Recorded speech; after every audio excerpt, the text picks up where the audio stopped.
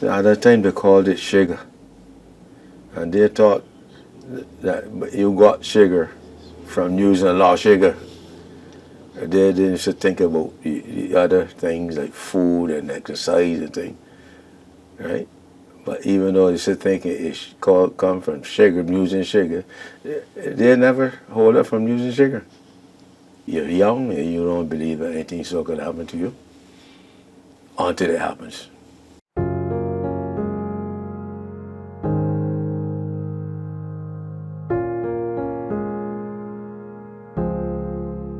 Why am I always my own enemy? Stronger is something I wanna be. Hope keeps on breaking on the kitchen floor. I want more than this. I'm not good at being nice to me. Always something else I wanna be. Every time it's different than before. I get torn from it. Ooh, I got knocked down again. Ooh, but I get back up from it. My name is Olvin Forde, and I was born in St. Andrew, Kindergarten. I was very active. I was a very active young man. I played cricket. A number of things. I captained my team, and I was an athlete. I had a very hearty appetite, though. I ate anything, any and everything I ate. But I used to exercise a lot, so probably I used to burn it off.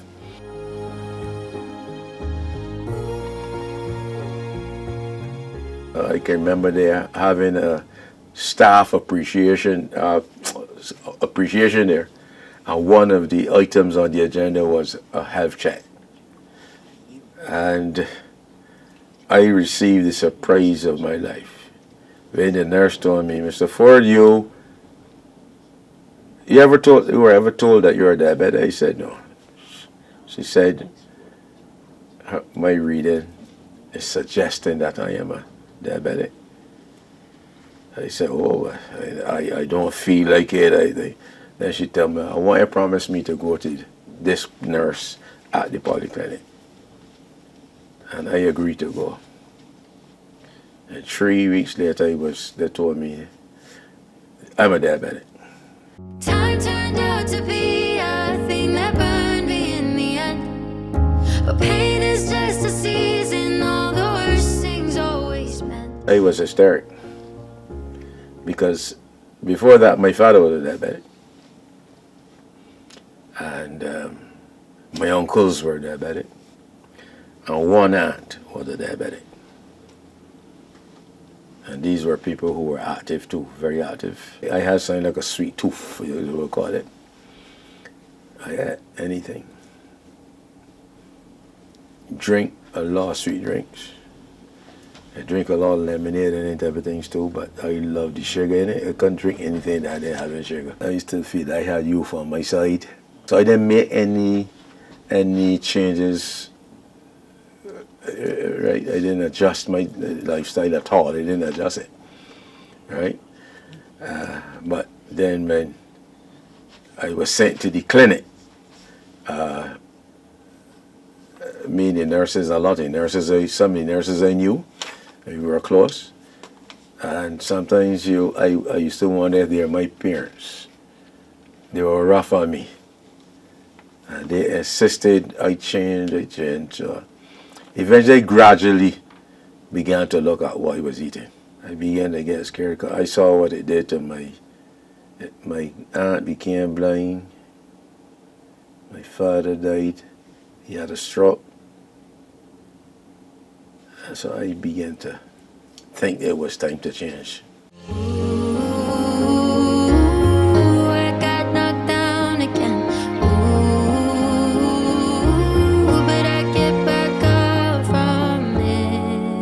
Diabetes along the line sometimes damage those nerves, especially down the feet. Your toes become, if it has a padding, sometimes feet you got on shoes, your shoes might be off, you feel you have on shoes. But it's now beginning to spread even to my fingers. right? And it can be painful. Yeah, it's painful sometimes. I have doctor visits every 3 months. Every 3 months. Every 3 months for the eye specialist is every 6. Even the dentist check regular too. Because there are times that your diabetes can cause the recede, your gums to recede. So you have to be getting checked too with your dental checks. You have to make up in your mind and determine the steps that you're going to take. So the older I get, I recognize paying more attention to my diabetes, paying more attention to my diet, and I got to pay special more attention now to the exercise. But it's very, very, very, very important because diabetes can be stressful, but at times very stressful on your body. And therefore, the task of trying to keep a level, your glucose level at a certain height is very, very difficult and demanding. So you have to have that mindset. I'm going to manage my diet. I'm going to manage my exercise. I'm going to try to be different. Right? I'm going to try to find some rest sometimes. Right?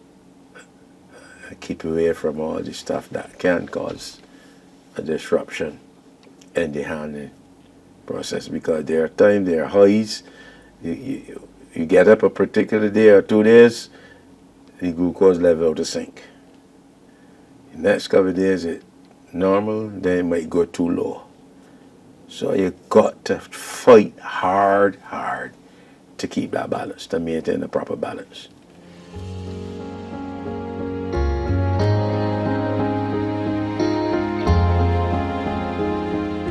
Looking back, I would be looking more at my diet. I'd be looking more at my exercising, and because that is very, very important. Right? Because I've seen, as I said, in my family they were diabetics. There were persons with hypertension, and I would have lost a sister because of hypertension. She had a stroke. She died of stroke. My father died of stroke. Some of my aunts and my uncles died of strokes, and that because of hypertension. So I would stay away from the sodium and all those type of things which can cause the pressure to go up. I don't use all them things no more. I move away from salt. I don't use it. Cut it out of the diet. I've cut sugar out the diet. Still got a little weakness. I would drink a salt drink here or there. But I would pay very much attention to, and advise anybody, pay very much attention to your diet, right? Your exercise, important. When you become active, your joints, your organs, everything, your blood pressure can be controlled by how active you are, right? So therefore, when you're active, you are sort of safeguarding yourself against things like strokes and that type of thing.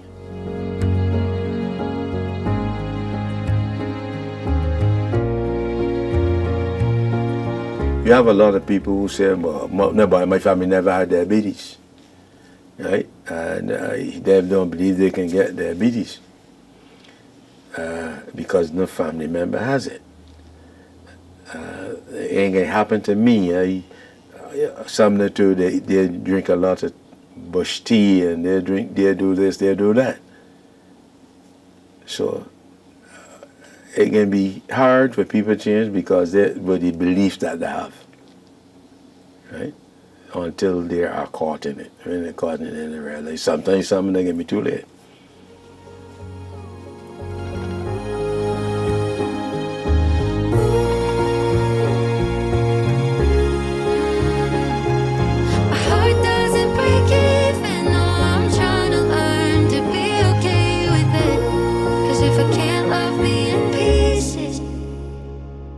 I feel.